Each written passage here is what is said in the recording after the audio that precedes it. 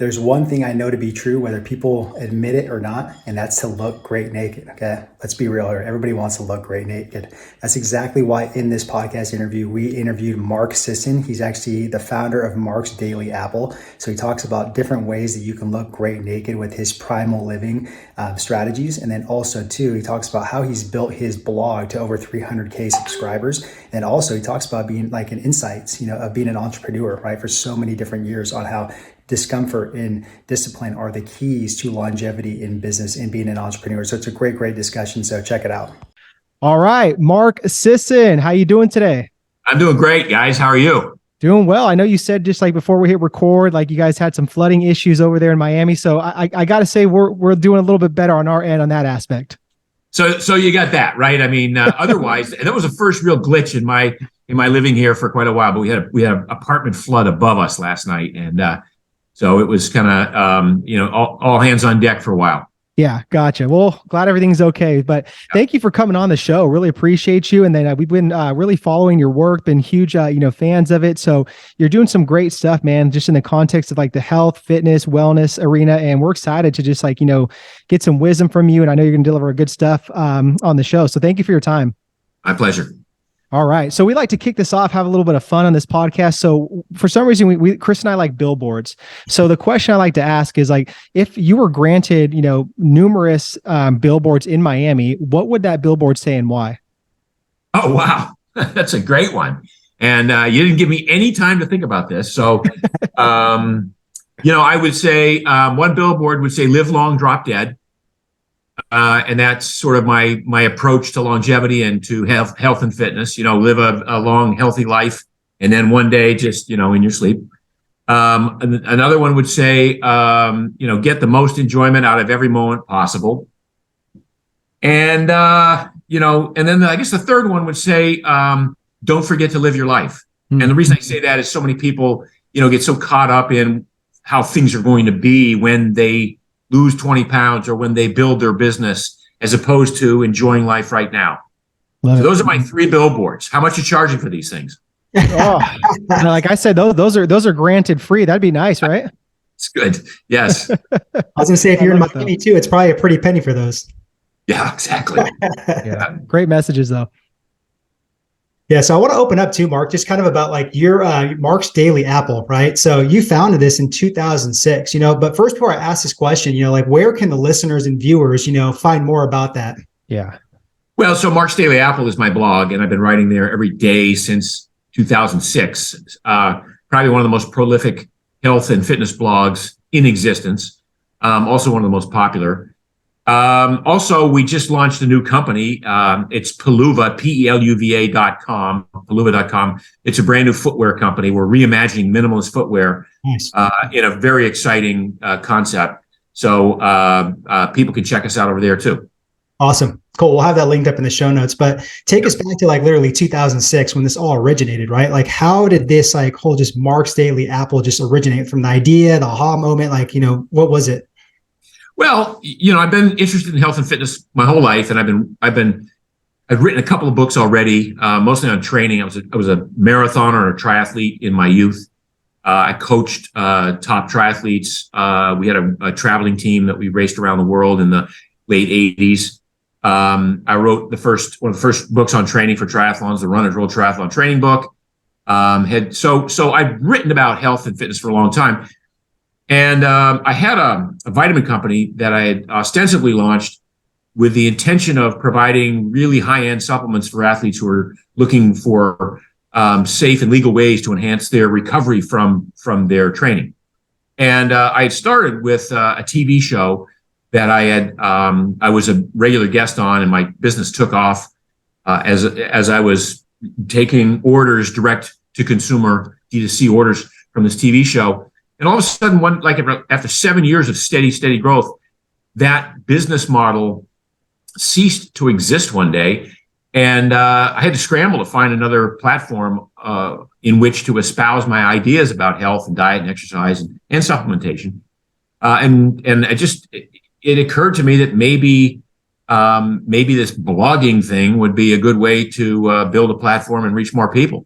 And it was not easy. I mean, the first year 1 year into it, I had about 1,000 visitors a day. 2 years into it, I had about 2,400 visitors a day. And within a few years, though, it got up to, I think I had 3 million uniques a month at one point. It was probably our high point. So, but it took a lot of work to do that. A lot of writing, a lot of, and a lot of, organic search to get those people there. Yeah. That's awesome. I just want to ask you kind of just to piggyback on that too. And we'll talk more about this because I want to ask some questions around blogging as well too. I think it'll make for a good conversation. But what job were you in or career were you in prior to 2006 that were like, skill sets, systems, habits that you built that carried on to be able to build the blog in 2006?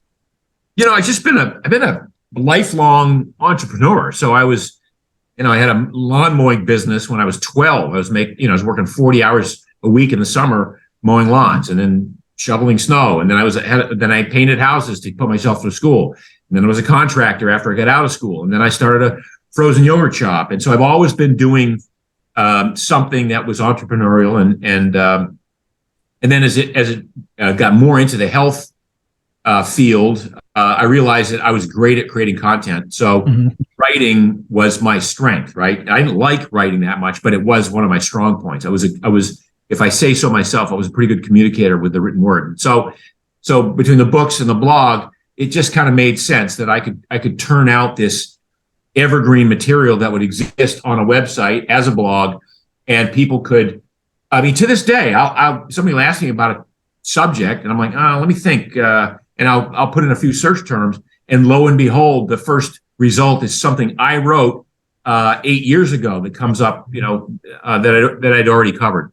So the evergreenness of blogging was, I think, really attractive to me. So the skill sets were more the discipline to write every day, having trained in writing, whether, and again, I don't even enjoy it that much, but it's something I'm good at. That's so funny. We digress a little bit into, people say, well, find your passion, something you're passionate about, and do that. Well, no, that I'm not passionate about writing. I'm pretty good at it. So when people say, well, find something that you're good at that serves people and pursue that. That's sort of the new business advice that we're starting to hear, right? So that's kind of what I thought. Yeah, absolutely. And a great point on that too. Just like what you said about discipline, like you were very disciplined, and I get it too. Like you hear that whole thing like on social media, like chase your passion, and just, it gets old and redundant. I get it. You should, you should have a passion in what you're good at, but also too, it's like you utilize those gifts and talents to help and serve people. But talk about discipline a little bit more, because I think that that's a lot of things that young entrepreneurs lack these days. So what kind of advice would you give them on the importance of discipline? Well, for me, it was, sort of self-taught. I was a distance runner, and as a distance runner, it's a bizarre pursuit. If you really break it down to its component parts, all you're doing all day long is managing discomfort. You're going out and running 5 miles or 10 miles or 15 miles. You're going to the track and running hard repeats. Whatever you're doing, you're managing discomfort, and yet you have to do it every day in order to perform, in order to be, at least at the elite level, in order to be a good performer and drop your times and go up against other people, you have to manage discomfort very well. So over the years, I became great at managing discomfort. Now, the sad part of that is I didn't really enjoy my workouts. I certainly didn't enjoy the races. And so it wasn't like I was playing a sport like basketball or football or soccer or ultimate frisbee, which are all kind of, they're tough sports, but at some point you're having fun, right? Mm-hmm.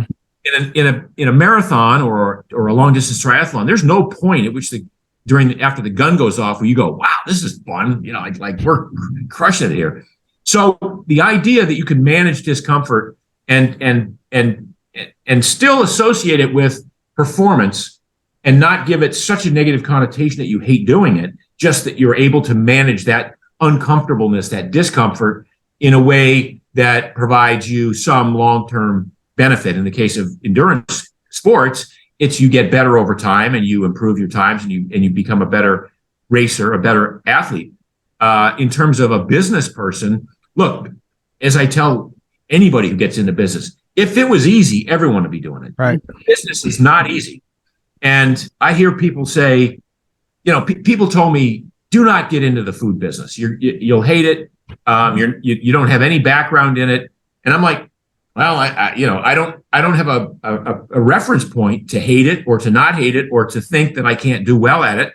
So I jumped into the food business, broke a lot of rules, but my team and I stuck to it, persevered. Lots of ups and downs. I mean, the kind of things that you go to bed either crying or worried that you're out of business the next morning. Yep. And yet it's somehow you find a way, right? You find a way through it, and that's really the discipline that, however that works for you as a business person or as a young person starting out in business. As I say, for me, it was training, it was running, it was managing discomfort there. But there are other ways to manage discomfort in your life. One of which for me was writing every day. It's not comfortable to write every day, to sit in front of a blank piece of paper with no ideas. But just the fact that you put yourself out there doing it, you show up and you hit that first keystroke, and all of a sudden stuff starts to happen. That's the sort of discipline that it takes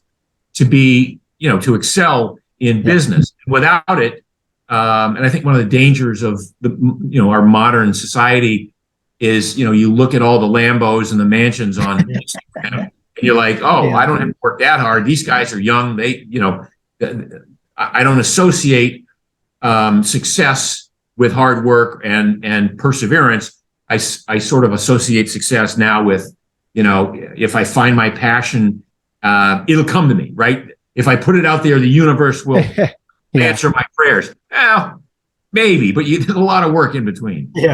Yeah. Well said. I love that. And thanks for sharing that. I often say too, to our coaches and entrepreneurs, I'm just like, man, there's three things that you always have to just understand that's going to happen in life and business. And that's it's pain, and it's uncertainty, and then constant work. Like everything's going to be constant work and around those three things. Yep, exactly. Yeah. Would you say too, Mark, just sticking on this discipline and discomfort too, something that you're very big on too, on your blog is primal living in the modern world, right? So you just spoke a little bit briefly about modern society today. So is that something that you just really preach on with people's health and wellness too, is just the discipline and discomfort around that as well? Yeah. Now, those two words have negative connotations to a lot of people, discipline and discomfort. And they don't have to be negative. They can be very positive stuff. I mean, the discipline, again, one of the other mantras that just get bandied about now is make your bed, right? The first thing you do in the morning is make your bed, just to prove that you're on your way to accomplishing tasks throughout the day. That's not painful. It's not uncomfortable. It takes a little bit of time, but it's the discipline of doing it and inserting it into your routine that starts the rest of the day. So there are a lot of these little steps that you can take that, and depending on what the business is, right? If you're a fitness coach and you're trying to build a business, maybe it's making 10 quality phone calls a day, or reaching out with 10 quality emails that you've already crafted, that you've already set up as a template, but just pushing them out there, and then saying, okay, that's part of the discipline of building my business. Or if you're going to be working in a corporate wellness situation, same thing. It's having a plan, sticking to it. It's also being willing and able to pivot if the plan doesn't work, right? But that's part of the discipline of you do the work, you have a goal, but you release attachment to the outcome of that goal. And if you release the attachment to the outcome of that goal, that doesn't negate the benefit of having a goal. The goal puts you on a path. But sometimes you go walk down a path and you say, well, I've been doing this for 3 months. It doesn't look like it's going to work, or it hasn't worked, or, I could beat myself, in the head trying to make it work, but maybe I'm missing something. Maybe there's some other, opportunity here. That happened to me. I was, with my blog, and I was selling supplements for many years 8 years. I kept selling supplements as sort of a side gig, a side hustle on my blog. The blog was the platform that I could speak to people, educate people about health and fitness and diet and exercise. And oh, by the way, I have these supplements over here. Would you like to try them? And then at some point I'm like, gosh, I'm writing about all these things people can do that are more minimalist. They're sort of like how to prepare real food, and how to live out nature, and how not to depend on supplements, say. And since I'm writing about food, maybe I should look into pivoting away from vitamins and mineral supplements and pivoting more toward sauces and dressings and toppings, the things you put on food. And that's how Primal Kitchen came into existence. Yeah. Yeah. And so what are some of those like tactics, right? Or practices that somebody that's listening to this, right? Whether they're watching it or listening to it, like they can actually do, with the primal living kind of tactics and prescriptions or whatever it is, right? To be able to like apply in the modern world today.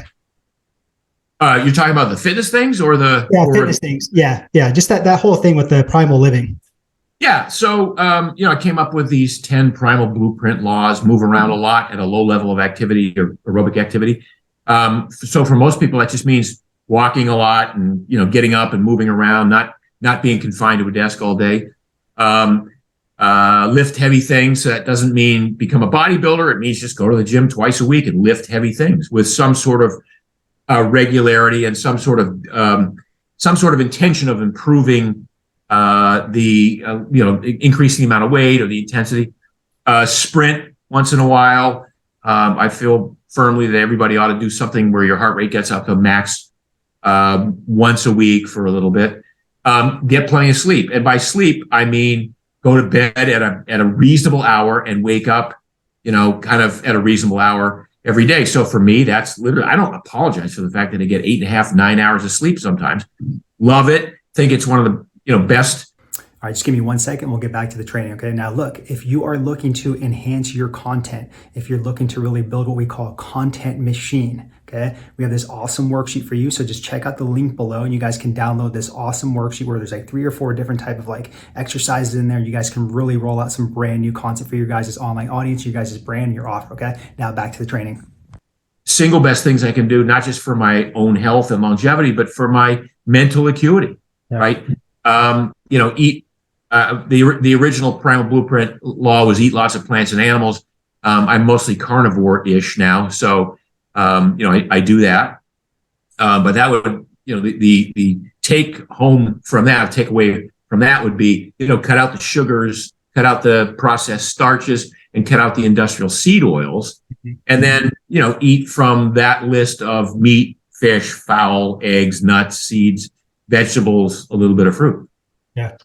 Yeah, absolutely. And just really quick to piggyback on that too, just why do you think so many people put their health on the back burner and don't make it a priority? I mean, you talk a lot about looking good naked, and I think that's super important. It's like, why would you not want? You get one body, and why not treat it well?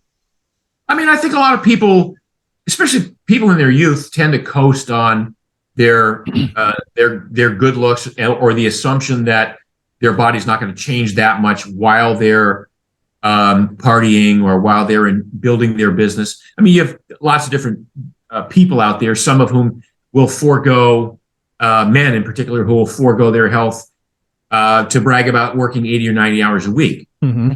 Some of those men will also, they won't brag about it, but they'll have no problem ignoring their significant others or their children while they're building their business, because they're giving themselves the excuse that one day, when I have a lot of money and I have a lot of success, then I will enjoy my kids, and then I'll enjoy my, or then I'll have time to work on my health. Well, it doesn't work that way.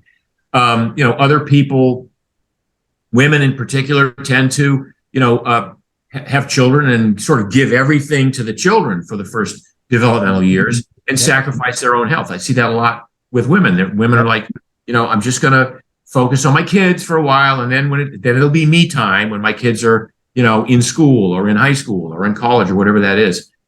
Look, I'm getting ready to write another book, sort of a tongue-in-cheek anti-aging book. And, one of the first things we talk about in the book is your job after the age of 40. Your primary job is your fitness, is your health. Yeah. The other stuff you do is sort of secondary. How you make money and how you put a roof over your head is secondary to your ability to not get sick, your ability to have plenty of energy, your ability to interact with other people in a way that's fulfilling and loving and supportive. All of those things depend on your good health. And if you forego that, if you bypass that, if you put that off under the, some sort of guise of like, no, I'm too busy building a massive brand, it catches up and bites you in the ass really later on. Yeah, I agree. No, well said. And then I couldn't agree more about putting health at the forefront, and then everything else should be secondary. So Great stuff, Mark. Let's segue into talking about blogging. I think this is going to be an interesting conversation with this, because one can say, okay, well, blogging's dead, email's dead, all those things. I'm interested to just get your perspective on this too. Do you think that like today, like blogging is still something that like an entrepreneur or early business owner should be doing? It's funny you say that, because when I entered the blogosphere in 2006, I thought I was late.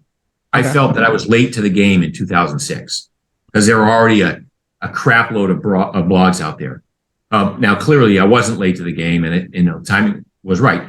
But that's a great question. Like, what is it about content that appeals to people? And I think what's happened in the last 10 years is you've seen the degradation of the attention span to the point that people are looking for sound bites. They're looking for synopses. You've got Chat GPT right now, which can you can ask it to synthesize and summarize any article that you come across on the internet and give you the high points of it and the main takeaways. So it is interesting that, would I recommend that people starting out in business create a blog?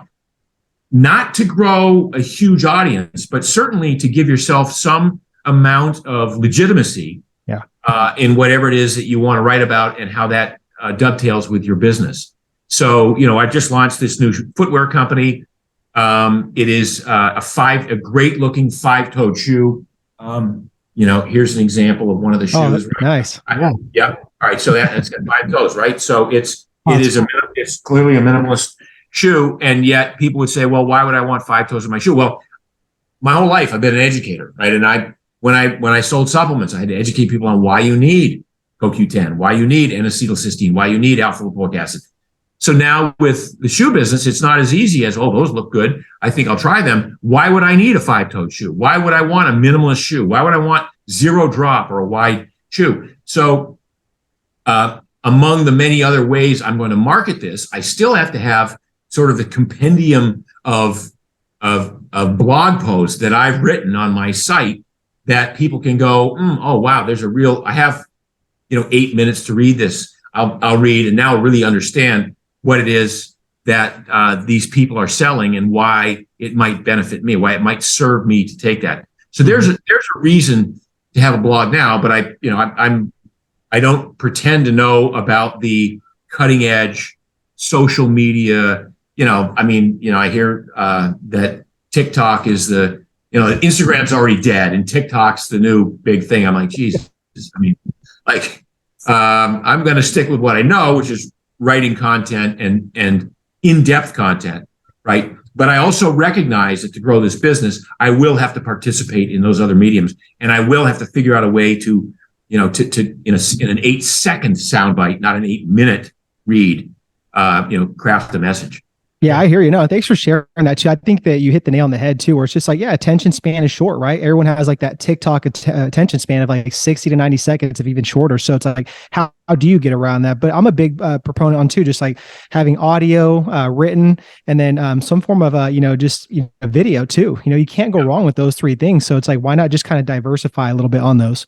Exactly. Yeah. Yeah. And also too, like just staying on this topic of building a blog, it's like the past 16 years, you've built up literally 300,000 subscribers, right? And then you get 150,000 like daily, unique visits on your website. That's crazy. So like, what did you do in those 16 years to get to those numbers? I think it has to do with a lot of it is just playing the long game and being consistent and disciplined, like you said. But is there anything else like you could just maybe tell somebody that's like looking to build a blog and kind of build it out for the long haul like you have? Yeah, I would say to that end, when I give talks about building Primal Kitchen, so I launched Primal Kitchen. Our first product dropped in 2015, in March of 2015. And by the end of 2018, we had a firm offer to purchase the company from Kraft Heinz. So it was only a little bit more than 3.5 years from sort of start to finish. And people say, oh my God, that's an overnight success story. I'm like, no. Well, first of all, I spent 10 years building the platform of Mark's Daily Apple before I sold my real first food product. Yeah. So for me, there was a huge investment in authenticity, right? I was writing about stuff that I knew about, that I was passionate about for sure, but that I was good at writing about and that I understood and that I'd done the research. and that I felt would serve other people. So there was that sort of blind faith I had that if I wrote enough well-researched articles and had enough people trust that I had done the research for them and that what I was writing was reliable information that they could take and use and it might serve them, that one day I might be able to ask them to purchase a product based on all the work I'd done. That was a real long game for sure. So it's not to say that you can't do that or you shouldn't do that these days. Like I say, I think somebody who's writing about a new product or a new idea or new training method would be well served to put up 5 or 6 articles of some length just to give that authenticity, that background feel to it. And then again, the videos, and you can do so much with video and with editing these days to make that information more palatable to some people. Look, I've said, this is the irony of what I do. For the last 30 years, for 3 decades, I've written about health and fitness. And for the last, 20 years with Mark's Daily Apple, and I've written 12 books. I've done numerous seminars. I've done experiential workshops, 3-day workshops. We used to call them Primal Con. And I could tell you everything you need to do to live a long, healthy life on 2 sheets of paper. Some people just need to hear it in different ways or see it in different ways or be presented that information in different ways with testimonials, with scientific studies to back them up. Just rephrased or on a chart in the background, or with a smiley face presenting it, or with a serious face presenting it. Everybody's got a different way of not just learning, but accepting the information and understanding the information, and what we say, grokking the information. So it's still incumbent upon people to write and have that as one of the many tools in your toolkit when you're going to make a presentation to somebody. Say, yeah, I've been doing this for a while. I'm good at it. I know what I'm doing. I've written about it. I've done videos about it. I've given presentations about it. So yeah, you can. I've demonstrated my authenticity there. Yeah, I just think it's just awesome, just how, and just respect, Mark, just like how those first 10 years, like you just stuck to it, like the discipline, consistency, the focus, the patience. And then you're like, okay, after 10 years of a decade of like putting in the work, right? Reps and sets, you're like, okay, let me see if I can expand this business somehow, and that's the thing with like a lot of business owners and entrepreneurs these days, just they think they open doors in 90 days and they expect literally the ROI, or they expect the business just to blow up, so it's just really cool to hear it from you of what you've built. I really respect that. Thank you. Yeah. So let's talk. I want to talk more about this because there's got to be some secrets, like some sauce, Mark, that you have to give to us. And we're big on just, living by principles and values. So what are some principles and values that you've lived by and stuck by that have just, created this success for so many years? I think, we've pretty much kind of laid them out here. I think that the discipline part is big. I think the idea that you should not bypass living your life. Like, you should enjoy every moment. I mean, I coach people on the concept of, extracting the greatest amount of pleasure, fulfillment, enjoyment, contentment out of every possible moment. And there are going to be some that it's not possible to extract them. I got up at 3:00 last night and it was raining, water from the ceiling above me. There was no way to extract any contentment or joy or pleasure out of that. But for the most part, throughout the day, finding those moments and being in those moments, whether it's with your kids, with your significant other, whether it's with your family members or coworkers, friends at the gym, whatever it is, it's finding those moments and realizing this is life today, and whatever I'm doing, which is planning for the future, is great, and I need to do that. But I cannot overlook the fact that life happens in real time right now. And to think that, if I work hard in 10 or 15 years, one day, then I'll be here and then I will have all these things. I'll have the money, I'll have the security, I'll be able to sit back and enjoy my life. That's not how it works. And more often than not, you hear people say, shit, I wish I'd spent more time, with my kids or whatever. Yeah. And I grew some significant businesses. I mean, the food business was my most successful one, but the supplement business, I could have retired from the supplement business. It was a fine business. And while I was building that, I coached Little League, I ref soccer, I went to every practice, I went to every game, taught my kids how to boogie board. I was a hands-on dad and an active husband, and that because I realized that was life, and I was doing that. So that's a real, so the discipline, the kind of living your life, thing. I think one other principle might be just to go give it a yin yang kind of feel. Reevaluate your business plan every once in a while and ask yourself, is this really what I should be doing? Like, do I have, like, even if I succeed, do I have a great business here? That's happened to me in the past. When I was in my early 20s, I was a runner, and I used to get really annoyed that my running shoes would wear down. I was putting 800 miles, every 2 months on my shoes. I was running 100 miles a week, and I didn't have much money. And so I invented this running shoe repair kit, which was basically, some rubber sole cleat material and some glue and some sandpaper. And it was and I sold it in Runner's World magazine. I had a little consumer ad there. And then one day I like, Jesus, even if this, and it didn't do very well, it did well enough, but I said, even if this succeeds one day, it's not going to be a $5 million business, let alone a $100 million business. So what's the point? If I bust my ass on this, I'd rather bust my ass on something, that's going to be much bigger. I'm an angel investor now, right? I invest in a lot of different startup companies. There are probably 25 startups I'm in right this minute. And one of the first things I asked, as an investor, I'm like, does this have the chance to go to 100 million? Because you're valuing it 3 million out of the gates with just an idea and a team. If this is only going to be a $50 million business, and the best I'm ever going to do is a 17x on my angel investment, there's not enough room for me there, because so many angel investments go to zero, right? They're pretty binary. Mm-hmm. So few. I mean, I've got two that are probably 150x, right? So those are some serious investments. But ask yourself, does this business that I'm thinking of have the potential to be massive? Or does it have even if it's not going to be massive, does it have the potential to be what I think it could be? Let's just say it's a personal training business. Does this business have the potential to get to 5 million a year? And can I take $1.5 million for myself out of this business? If the answer is no, maybe not, then you got to maybe take a step back and go, all right, so am I willing to just work myself for $150 an hour, 30 hours a week, just my own time, and max out at $150,000 a year? Is that good enough for me? Well, if it is, great, go do it.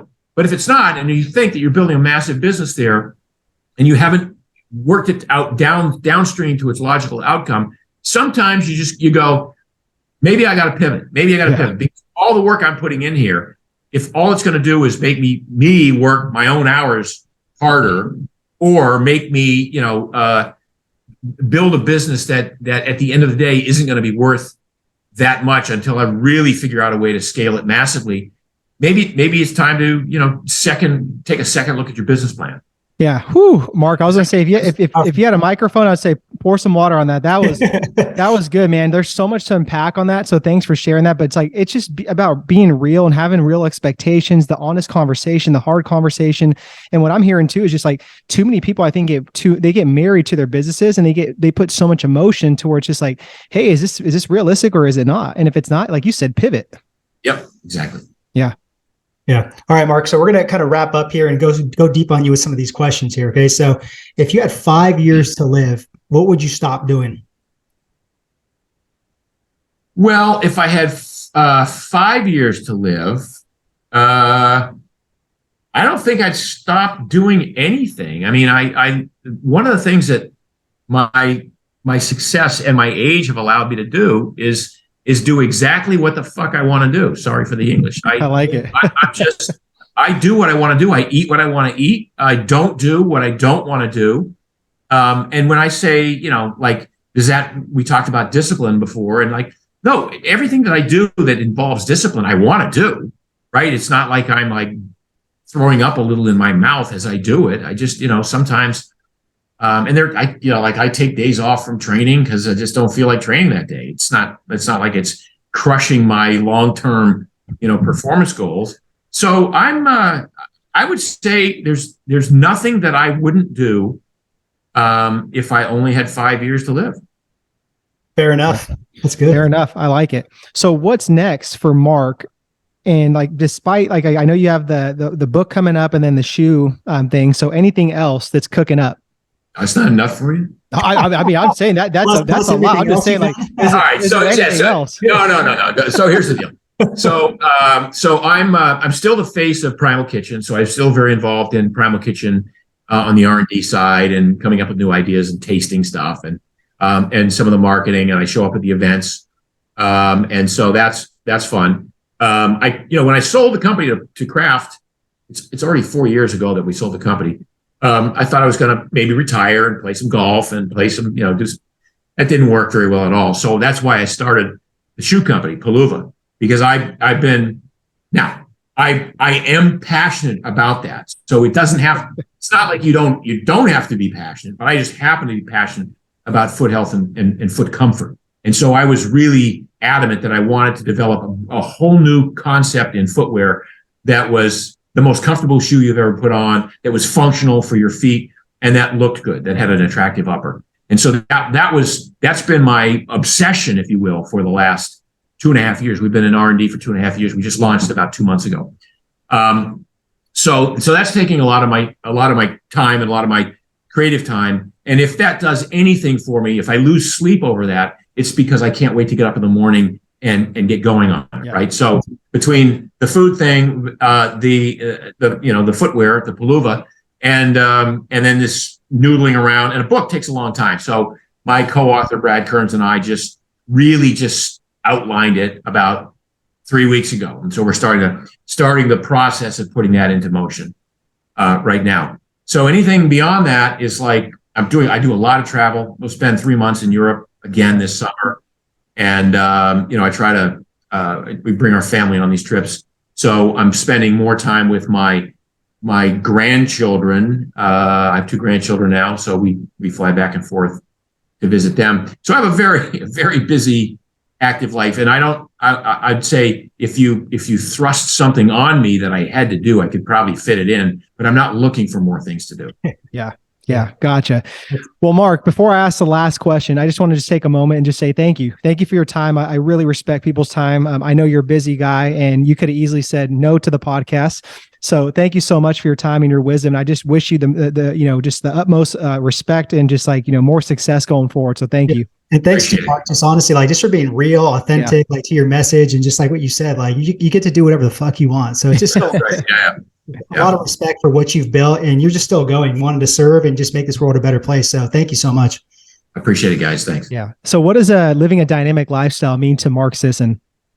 I would say getting the most out of every possible moment. Sometimes they won't be, that wonderful, but living in the moment and getting the most out of it to the point where you can say, today was a good day every day. Love it. All right, Mark. So where can the listeners and the viewers follow what you're doing, Mark's Daily Apple, and then also the footwear as well too? Yeah. So the footwear, it's www.peluva, PELUVA.com. Or if you forget that name, you can Google Mark Sisson's new footwear company. And then so if you go on Instagram, it's Wear Paluva on Instagram. And then I'm Mark Sisson Primal on Instagram. And I think that's enough opportunity to catch up with me there, right? Perfect. Right on. We'll have all that linked up in the show notes. So guys, go check out what Mark is doing, wealth of knowledge and just doing some great things. So once again, Mark, thank you so much for your time. Appreciate you. It's my pleasure. Thanks for having me, guys. Take care. All right, guys, until the next episode. All right, I hope you got at least one nugget from that conversation with Mark Sisson. Okay, the next thing I want you to do, now that you know all these different things on being an entrepreneur with discipline, discomfort, and all the insights he gave you, check out this training right here. 6 new ways you guys can build a 6-figure health and fitness coaching business. Right, check it out.